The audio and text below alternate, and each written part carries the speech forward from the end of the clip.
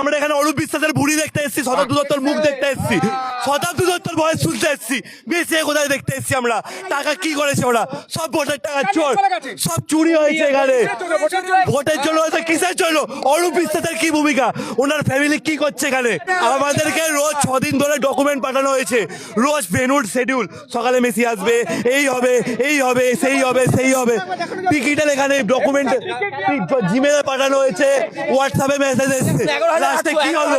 লাস্টে কি হলো? 11,800 দেখুন কি হয়েছে। হ্যাঁ, মেসিকে দেখেছেন? মেসিকে দেখেছেন? মেসিকে 11,800 টাকা দিয়ে টিকিট কেটেছি, এই যে পুলিশের কাছে মার খেয়েছি, মার খেয়ে 11,800 টাকা দিয়ে পুলিশের কাছে মার খেয়েছি।